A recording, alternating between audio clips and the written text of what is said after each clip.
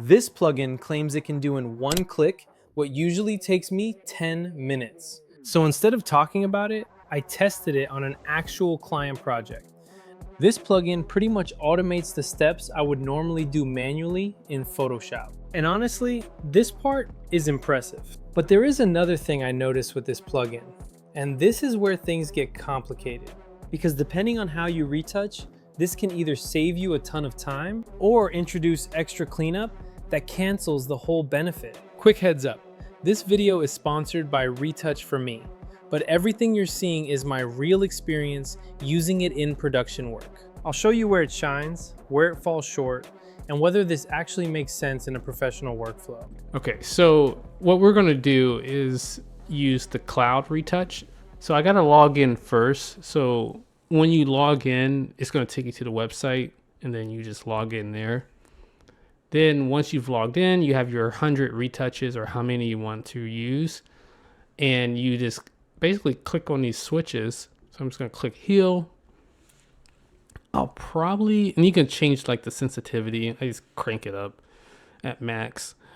I don't know if I'm gonna use dodge burn. Yeah, I'm probably not gonna use that. Definitely gonna use portrait volumes. I'm gonna use skin tone because that'll take out the redness in the face. And then eye vessels, we'll do a different experiment for that, and we'll do a different experiment for eye brilliance and white teeth. Don't need skin mask either. Skin mask is something totally different. We'll do something different for that. Just read this, read the agreement. You're probably selling your soul. Just go ahead and hit I agree. And then it's going to retouch, and it's going to break everything down into layers. There are some things that it did very well, and there are some things that did not do, as you can clearly see. So it did not remove all the blemishes on the face.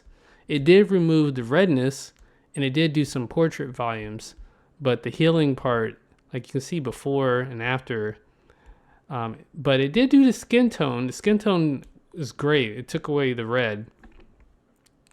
Now, you can't adjust sensitivity and preview it before retouching. If you download the software on the computer, which is you have to pay for like the one-time charge of the software, then you probably have more flexibility of doing that. But if you're just using the Cloud Retouch, you don't get that option. You could see like with the portrait volumes, you can see the difference there. That's actually really good. Now I will say the portrait volume feature is awesome. That's really good. Even the skin tone feature is really good. It just didn't do anything with the acne. You'd have better luck using like here you can see like on device options, but you'd have better luck either purchasing the on device options software or just using Nano Banana in Photoshop would be better. So by the end of this video, I'm gonna like tell you why you'd want to even use this software and why you wouldn't. Now here's another example. This one, she actually, you can see like the eye veins, which sometimes if you're like elevating, you got an elevation pin or something, or you just sleepy or whatever, you'll have those eye veins and your eyes will look red and things like that. Also her teeth, she has the what we call coffee teeth, so we're gonna want to whiten those teeth. It's okay. This client we joke around all the time, don't worry. It's fine. So we're gonna go ahead and run retouch. You guys stop, don't laugh at me, okay. All right, so let's see how this looks. Now don't worry about the teeth. We're gonna come back to the teeth. I'm gonna explain why the teeth didn't work, but as you can see, it still didn't fix the eye vessels. It kind of did good with the eye brilliance, but since the eye vessels are there, that's the reason why. And you can barely see anything with the teeth. So let's go back to the teeth. This is very common. This is the reason why I didn't do anything with the teeth, is that we didn't have it set high enough. Now, what I don't like about this, another thing I don't like, is that you can't preview something before you execute it and use one of your credits. We got to basically run the thing and then see what it looks like after. Now that looks good. Like the teeth looks really good. If you need something to clean up teeth very fast in a quick way, you can use this. But then again, you can, because I've tried it with a Nano Banana and it doesn't always work very well, like selective editing. Now this is from Google. This is a nano banana photo, and we're going to try to see if it'll do the acne, remove the acne, but I also want to see if it's going to make the eyes pop with the Eye Brilliance. So we won't use teeth, obviously. We're going to just focus on healing, skin tone, portrait volumes, and the eyes. She doesn't have any eye vessels, so I don't think that's going to be really necessary.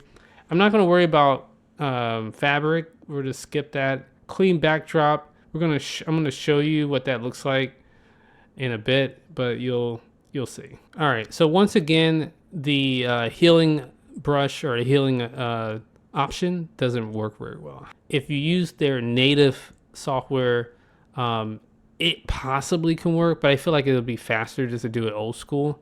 Or I'm going to show you another way you can do it in seconds, but it will use your nano banana credits if you do it this other way I'm going to show you. But as you can see before and after with the portrait volumes, you can see that the portrait volumes is actually pretty good. Skin tone is good as always. If you have someone that's like has a red face, skin tone does really good. But look at the eye brilliance in the eye vessels. If you want the character's eyes to really pop, I would use this software for that. Like that's really good. The clean backdrop, since it's a solid background, it really didn't do anything. And then I'm just going to select the area where her face still has like the acne. All right, now we're going to use generative fill. And then this time I'm just going to use Firefly. This is free, and that way you're not using your nano banana credits. Let's just see what happens. So that one looks kind of too shiny. I think we should go with the, let's check the other options and see, because it looks too shiny. I don't know why. I don't know. Yeah, that looks better. See, this looks better. It has less contour, but I think it works. And then if you want to remove this, you can say remove. That doesn't use any credits. But yeah, that was a lot faster, a lot easier than using Retouch for me. So I guess that pretty much sums everything up. I am using regular Photoshop because I was going to see if we use the upscale, but it doesn't have that feature on regular Photoshop. You have to use Photoshop Beta for that. But you could upscale this 4K, and now let's make this look even better. But yeah, that's pretty much it. If you have any other questions or anything else, just let me know, and we'll go from there.